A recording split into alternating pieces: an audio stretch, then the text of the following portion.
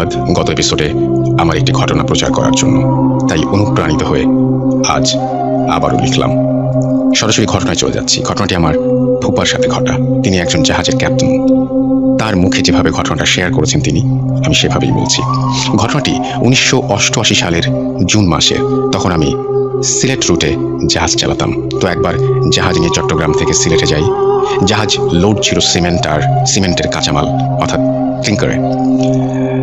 কিন্তু সিলেটের যে ঘাটে ক্লিংকার আনলোড হবে সেই ঘাটে অন্য জাহাজের লম্বা লাইন থাকায় আমার জাহাজ আনলোড হতে প্রায় 1 সপ্তাহের বেশি সময় লেগে যায়। তাই এই 7 দিন বসে না থেকে ভাবলাম চায়ের দেশ শ্রীমঙ্গল থেকে একটু ঘুরে আসি। আমি জাহাজের স্টাফদের একসাথে ডেকে বলার পর আমার সাথে আরো 3 জন যেতে রাজি হলো। বাকিরা জাহাজের নিরাপত্তার জন্য জাহাজেই রয়ে গেল। উল্লেখ্য, ওই সময় মোবাইল ফোন ছিল না, তাই যোগাযোগ করা আজকের মতো এতটা সহজও ছিল না। যেভাবে সেই কাজ, মূলত এটা একটা অ্যাডভেঞ্চার জাতীয় ট্রিপ ছিল তাদের সবার কাছে। ফুপা ও তাদের 3 জন কলিগ একটা গাড়ি রিজার্ভ করে শ্রীমঙ্গলে সকালবেলা রওনা দিয়ে দুপুরের আগেই পৌঁছে যান। জায়গাটা বর্তমানে একটা রিসোর্ট, যেটা খুবই নাম করা, সেটা নাম বলছি না, সঙ্গত কারণে আমি ঘটনার প্রকৃত স্থানটির নাম প্রকাশ করছি না। তারা শ্রীমঙ্গল থেকে সদর থেকে 6 কিলোমিটার দূরে কোনো একটি টি গার্ডেনে একটি বাংলোতে ওঠেন। উল্লেখ্য, তারা যে বাংলোতে উঠেছেন সেটা কোনো একটি টি স্টেটের অব্যবহৃত বাংলো। বিশেষ কারণ ছাড়া এটা কেউ ব্যবহার করতো না। মাঝে মাঝে ঢাকা থেকে অতিথি এলে সেখানে থাকতে দেয়া হতো, বা ম্যানেজমেন্টের বিশেষ প্রয়োজন ছাড়া বাকি সময় তালা বন্ধ থাকতো। এদিকে ফুপা ও তার কলিগরা সারা বিকেল ঘোরাঘুরি করে আশেপাশের জায়গাগুলোতে দেখলো। চা বাগানে, লাওয়া ছড়া বোরের ভেতরে ঘুরে বাংলোতে ফিরতে ফিরতে রাত 8:30টার মতো বেজে যায় তাদের। রাত 8:30টায় চা বাগানের জন্য যথেষ্ট রকমের গভীর রাত। ততক্ষণে বাংলোর কেয়ারটেকার গভীর ঘুমে আচ্ছন্ন। ডেকে ওঠানো হলো কেয়ারটেকারকে। কেয়ারটেকার একটু বিরক্তির মাঝেই উঠে রাতের খাবার টেবিলে সাজিয়ে দেয়। খাওয়া দাওয়া শেষ করতে করতে তাদের রাত 10টার মতো বেজে যায়। কেয়ারটেকার সবকিছু গুছিয়ে চলে যাবার সময় বলল, বাবুরা, রাতে বের হইয়েন না কিন্তু, আর কোনো আওয়াজ শুনলেও বাংলোর বাইরে যাইয়েন না কিন্তু, পাহাড়ি এলাকা বইলে কথা। বলে কিছু শোনার অপেক্ষা না করিয়ে হন করে হ্যারিকেন নিয়ে এগিয়ে চলে গেল লোকটা। যাবার সময় দরজাটা বাতাসের ঝাপটায় কড়কড় শব্দে আপনা আপনি লেগে গেল। কেয়ারটেকারের কথাটাকে আমাদের গ্রুপের কেউ খুব একটা পাত্তা দিল না। কিসের আর বিপদ হবে? আমাদের সাথে তো আর টাকা পয়সা, স্বর্ণ, গহনা এসব নেই। 4 জন যুবক মানুষ, কার এত সাহস তাদের কাছে আসবে? এই বলে উড়িয়ে দিল সবাই কেয়ারটেকারের কথাটা। মূলত তখন ভুলেও ভাবেনি যে ভৌতিক কোনো কিছুও ঘটতে পারে। ফুপা বলছেন, আমি প্রতিদিন রাত 10:30টায় বিবিসির খবর শুনতাম বহু আগে থেকে। এটা না শুনলে আমার ঘুম আসতো না। তাই রাতে আমার সাথে শর্ট ওয়েভ ব্র্যান্ডের একটি রেডিও সবসময় সঙ্গে থাকতো। এখানে মেনেছি। অবশ্য আমি যেখানে যেতাম সাথে কিছু থাকুক আর না থাকুক, রেডিওটা থাকতোই। যেহেতু জাহাজি মানুষ, তাই ফুপার আবার ধূমপানের অভ্যেস ছিল। তাই রাতের খাবার শেষ করে ফুপা ধূমপান করতে এবং বিবিসি খবর তার ছোট্ট ব্যাটারি চালিত রেডিওতে টিউন করে তার এক কলিগকে নিয়ে বাংলোর বাইরে বের হন। উদ্দেশ্য, ধূমপানটাও হবে, খবরটাও শোনা হবে, আবার খাবার পরে একটু হাঁটাও হবে। রথ দেখা আর কলা বেচা সবই একসাথে। তাই আমি নূর আলম নামের এক স্টাফকে সাথে নিয়ে বেরিয়ে পড়লাম চা বাগানের মেঠো পথ ধরে। চা বাগানে সাধারণত প্রচুর শেয়াল থাকে, তাই চারিদিক হতে থেকে ভেসে আসছিল কিছু শেয়ালের হুক্কা হুয়া ডাক। গাছের ওপর থেকে মাঝে মাঝেই পেঁচার ডাক আর ডানা ঝাপটানোর শব্দ শোনা যাচ্ছিল। রাতের নিশাচর পোকামাকড়ের শব্দ শোনা যাচ্ছিল থেমে থেমে। বাতাসে গাছের পাতা ঘষার শব্দ কানে আসছিল, তবে কোথাও জনমানবের কোনো চিহ্ন ছিল না। পরিবেশটা যথেষ্ট পরিমাণের গা ছমছমে ছিল, যদিও তবু এটিকে উপভোগ করতে করতে সামনে এগিয়ে যাচ্ছিলাম। ভয়টা মনে কিচ্ছু ছিল না তখন। পূর্ণিমা না হলেও বেশ চাঁদের আলো ছিল। চা বাগানের গাছের মাঝে বড় বড় ঝাউনিওয়ালা গাছের ছায়ায় রাস্তাটা আধো আলো আধো অন্ধকারে ঢেকেছিল। তবে মাটির রাস্তাটা বেশ দেখা যাচ্ছিল। যথারীতি রেডিওর খবর শুরু হলো। শুনছি আর হাঁটছি।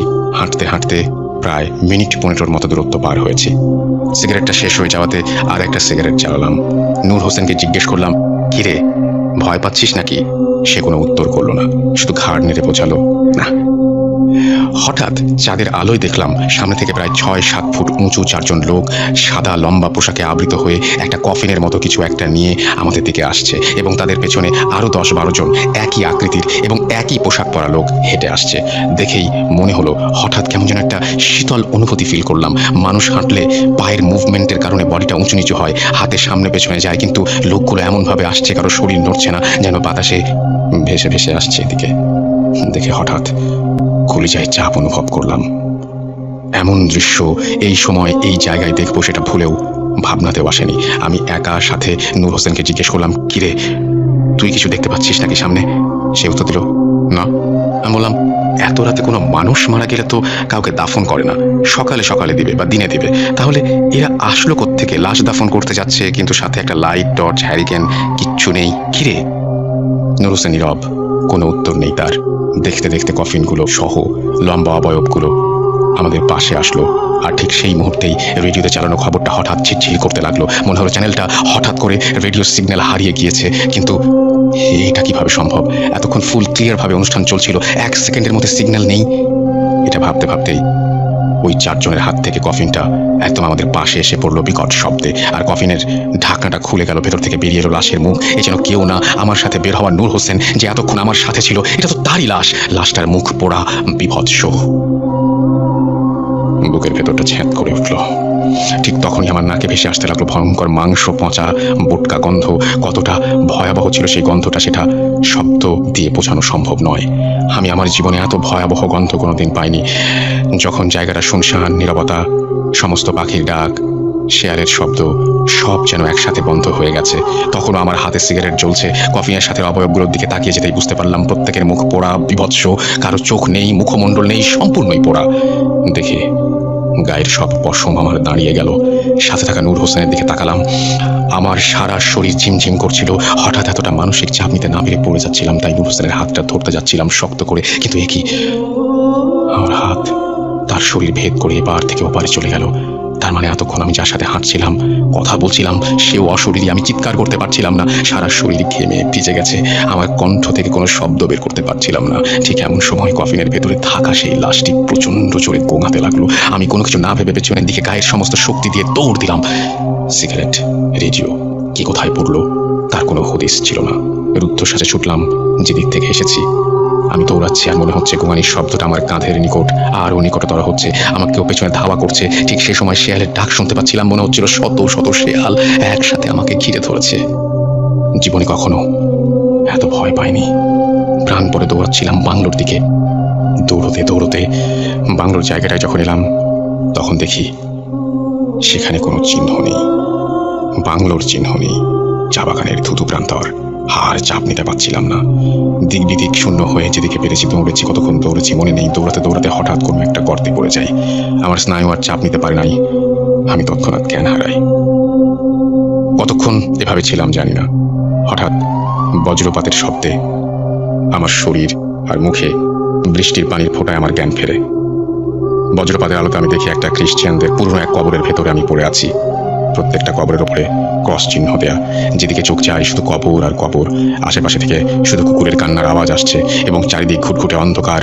পায়ে প্রচন্ড ব্যথা অনুভব করলাম। পায়ে হাত দিতেই দেখি বাম পাটা চিরে রক্ত বের হচ্ছে। হাত নাড়তেই দেখি কবরের ভেতরে থাকা লাশ, তার হাড় সাথে লেগে থাকা আমার পা চিরে গেছে। অর্থাৎ লাশের হাড়ে চিরে গেছে আমার পা। বজ্রপাতের আলোতে দেখলাম আমি শুয়ে আছি একটা কঙ্কালের ওপর। আর তখন কি করবো বা কি করা উচিত কিছুই আমার মাথায় আসছিল না। আমার সব ঘটনা মনে পড়ে গেল। আমি কোথায় ছিলাম, কি হয়েছে, কি আছে, সবকিছু ভয়াবহ ব্যাপার হলো।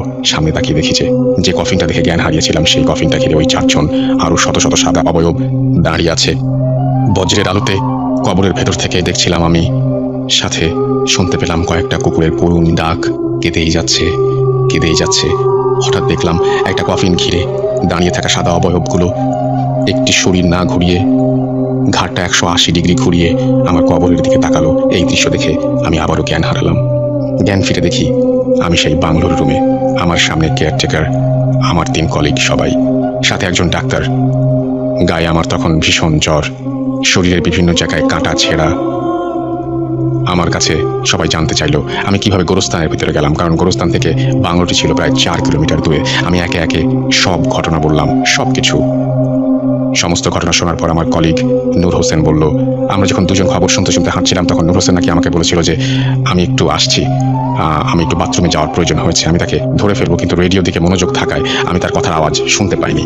আমি ভেবেছিলাম সে হয়তো আমার সাথেই আছে। আর বাগানের রাস্তাটা কিছু সামনে গিয়ে 2 ভাগে ভাগ হয়ে যায়। আমি বামের রাস্তা ধরে হাঁটছিলাম, কিন্তু নূর হোসেন আমাকে বামের রাস্তা ধরে কিছু দূর খুঁজে তারপরে না পাওয়াতে ডান দিকের রাস্তায় খুঁজতে থাকে। অবশেষে আমাকে না পেয়ে বাংলোয় ফিরে আসে। সবাইকে নিয়ে বের হয়ে আমাকে খুঁজতে খুঁজতে সারা রাত না পেয়ে কেয়ারটেকারকে নিয়ে খুঁজতে খুঁজতে খ্রিস্টিয়ানদের গোরস্থান পর্যন্ত আসে এবং অচেতন অবস্থায় আমাকে উদ্ধার করে। ঘটনা শুনে বাংলোর কেয়ারটেকার বলল, বাবু আপনাদের তো বলেছিলাম বের না হতে, আপনারা তো কোনো কথা শোনেননি।